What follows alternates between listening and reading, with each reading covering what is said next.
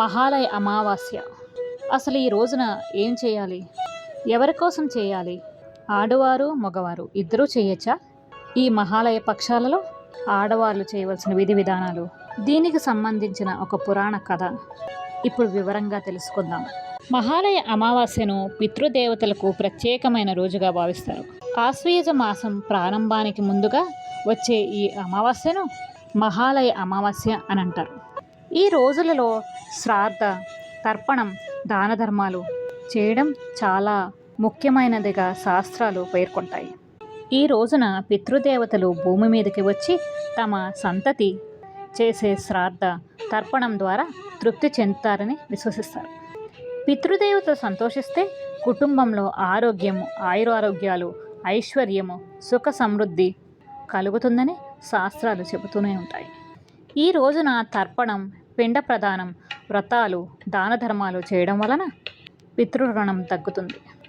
శరత్ నవరాత్రులు ఆరంభానికి ఈ రోజు శుభదినంగా పరిగణిస్తారు. ఈ సమయంలో ఆచరించవలసిన విధి విధానాల్ని చర్చిద్దాం. ఉదయాన్నే స్నానం చేసి నదీ తీరంలో లేదా ఇంటి వద్ద తర్పణం చేయాలి. పిండ ప్రదానం చేసి పితృదేవతలను స్మరించుకోవాలి. ఈ రోజున అన్నదానం, పేదలకు వస్త్రదానం, గోపూజ, వృక్షాలను ఆరాధించడం చేయడం ఎంతో శ్రేయస్కరం. ప్రత్యేకించి ఈ రోజున రావి చెట్టుకు పూజ చేసి దీపాలు వెలిగిస్తారు. పురాణాలలో దీనికి సంబంధించి ఒక కథ ప్రాచుర్యంలో ఉంది. పురాణాల ప్రకారం కర్ణుడు స్వర్గానికి వెళ్ళిన తర్వాత ఆయనకు బంగారపు ఆహారం మాత్రమే లభించింది. అతను ఆశ్చర్యపడి యమధర్మరాజును అడిగాడు. అప్పుడు యమధర్మరాజు ఇలా చెప్పాడు: నీవు జీవితంలో పేదలకు బంగారం మాత్రమే ఇచ్చావు, కానీ అన్నదానం చేయలేదు. అందుకే నీకు బంగారపు ఆహారం వస్తుంది అని. దీనికి కర్ణుడు తన తప్పును తెలుసుకుని తిరిగి భూమి మీదకి వచ్చి 15 రోజులు అన్నదానం, దాన ధర్మాలు చేశాడు. ఈ రోజులే మహాలయ పక్షాలుగా ప్రసిద్ధి చెందాయి. మహాలయ అమావాస్య పితృదేవతలకు కృతజ్ఞత తెలపడానికి, వారిని స్మరించడానికి, కుటుంబానికి శ్రేయస్సు కోసం చేయబడే పవిత్రమైన రోజు. ఈ రోజున తర్పణం, దానం, వ్రతం చేయడం వలన పితృప్రసన్నత, కుల పరిరక్షణ, శాంతి, సౌభాగ్యము కలుగుతాయి. కానీ చాలామందికి ఒక ప్రశ్న మదిలో మెదులుతూనే ఉంటుంది. అదేమిటంటే, మహాలయ పక్షాలు కేవలం మగవారే చేయాలా, ఆడవారు చేయకూడదా? ఈ సందేహానికి జవాబుగా పురాణాలలో స్పష్టంగా చెప్పబడింది.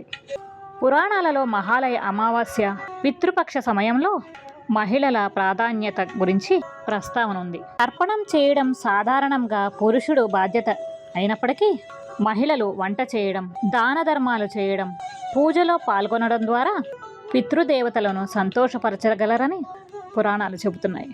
ఇదే విషయాన్ని చూపించే ఒక చిన్న కథ పద్మపురాణం మరియు గరుడ పురాణంలో ఉంది. ఆ కథ ఏమిటంటే, ఒకప్పుడు శిలావతి అనే సతీమణి ఉండేది. ఆమె తమ భర్తకు అత్యంత భక్తి విశ్వాసం కలిగి ఉండేది. ప్రతి సంవత్సరం పితృపక్ష సమయంలో ఆమె భర్త తర్పణం చేసి పితృదేవతలకు పిండ ప్రదానం చేసేవాడు. ఒక సంవత్సరం భర్త తీవ్రమైన అనారోగ్యంతో ఉండడంతో తర్పణం చేయలేకపోయాడు. ఈ విషయం శిలావతికి ఎంతో బాధ కలిగించింది. ఆమె మనసులో ఇలా అనుకుంది: ఈ సంవత్సరం తర్పణం జరగకపోతే మన పితృదేవతలకు ఆహారం అందదు, వారు ఆకలితో బాధపడతారు అని ఆందోళన చెందింది. ఆ సమయంలో ఆమె భగవంతుణ్ణి ప్రార్థిస్తూ, నేను స్త్రీగా తర్పణం చేయలేనప్పటికీ నా శక్తి వంచన లేకుండా పితృదేవతలను సంతృప్తిపరిచే ప్రయత్నం చేస్తాను అని సంకల్పించింది. అత్యంత పవిత్రతతో సాత్వికమైన ఆహారం వండి పితృదేవతలను స్మరించింది. రావి చెట్టు కింద నీరు, పాలు, చక్కెర సమర్పించి దీపం వెలిగించింది. పేదవారికి, బ్రాహ్మణులకు భోజనం పెట్టింది. దాన ధర్మాలు చేసింది. ఆమె భక్తి చూసిన పితృదేవతలు స్వప్నంలో ప్రత్యక్షమై ఇలా అనుగ్రహించారు: ఓ శిలావతి, నీవు సాంప్రదాయ పద్ధతిలో తర్పణం చేయకపోయినా నీ భక్తి, నీ దాన ధర్మాలు మాకు అమృత సమానంగా చేరాయి. నీ పవిత్రత, మనసు కలిగిన కర్మల వల్ల మేము సంతృప్తి పొందాము. నీ కుటుంబానికి శాంతి, శ్రేయస్సు కలుగుతుంది అని దీవించారు. ఆ రోజు నుంచి ఒక స్త్రీ భక్తిపూర్వకంగా వంట చేయడం, పూజ చేయడం, దాన ధర్మాలు చేయడం పితృదేవతలను సంతోషపరచగలవని నమ్మకం ఏర్పడింది. గరుడ పురాణంలోని ప్రేతఖండం అధ్యాయం 17 నుంచి 17లో వివరంగా చెప్పబడినది. పేదవారికి అన్నదానం చేయడం, ప్రేమతో వండిన ఆహారాన్ని సమర్పించడం తర్పణం చేసినంత పుణ్యాన్ని ఇస్తుందని పేర్కొంటుంది. ఇదే ప్రస్తావన పద్మపురాణంలో కూడా ఉన్నది. మహిళలు పవిత్రతతో వండిన ఆహారం పితృదేవతలను ఎంతో సంతోషపరుస్తుందని చెబుతారు. స్కాంద పురాణంలో కూడా ఇది చర్చించబడినది. అమావాస్య రోజునాడు రావి చెట్టు వద్ద నీరు సమర్పించి దీపం వెలిగించడం వలన పితృదేవతలతో పాటు దేవతల అనుగ్రహం కూడా లభిస్తుందని చెబుతారు. ఈ వివరణ యొక్క సారాంశం ఏమిటంటే, మహిళలు తర్పణం నేరుగా చేయకపోయినా వారి సేవ, వంట, దానం, పూజ, భక్తి పితృదేవతలకు చేరి వారిని సంతోషపరుస్తాయి.